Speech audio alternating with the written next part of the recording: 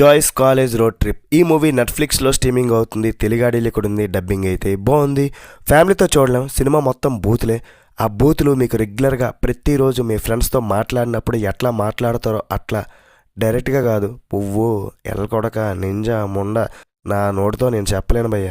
దరిద్రమంతా ఉందన్నమాట. Adult comedy film, మనం ఏం చేయలేం. అలాగే ఇందులో 18+ సీన్స్ అలాంటివి ఏమి లేవు. కానీ కొన్ని రొమాంటిక్గా ఒక 2 ఉన్నాయి. అవి ఇబ్బంది పెట్టేస్తాయి. అస్సలు ఫ్యామిలీతో అయితే వద్దు.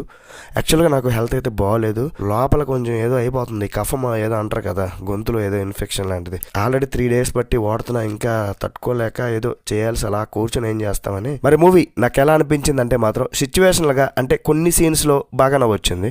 మెయిన్గా తాత క్యారెక్టర్ ఉంది కదా, ఏదో భారతీయుడు తాత క్యారెక్టర్ కాదు నాయన. నోరు విప్పితే భూత పంచాంగం. ఆయన డైలాగ్స్, ఆయన మాటలు నవ్వు తెప్పిస్తాయి అంతే. జస్ట్ టైంపాస్ కోసం ఒకసారి చూడొచ్చు. ఓవరాల్గా నాకైతే యావరేజ్ ఫిలిం. మరీ హిలారియస్గా నవ్వుకునే అంత లేదు. సో ఆ బూతులు ఎలా ఉంటాయి, ఆ డైలాగ్స్ విందాం అనుకున్న వాళ్ళు ఒకసారి టైంపాస్ కోసం చూడండి. ఇంక మీ ఇష్టం.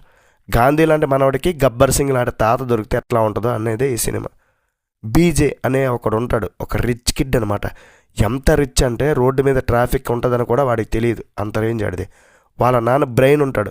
ఆ పిల్లాడేమో మరీ సాఫ్ట్గా పొలకుండేలా పెరిగిపోతాడని ఫీల్ అయిపోతాడు. కానీ నాన్నకు ఒక డౌట్, వీడు బయట ప్రపంచంలో ఎట్లా బతుకుతాడని.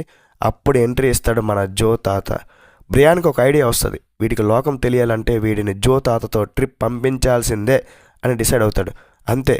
ఆ లగ్జరీ కారులో ఒక పక్కేమో అమాయకపు మనవడు, మరో పక్కేమో నోరు విప్పితే బూతుల పంచాంగం చదివే తాత.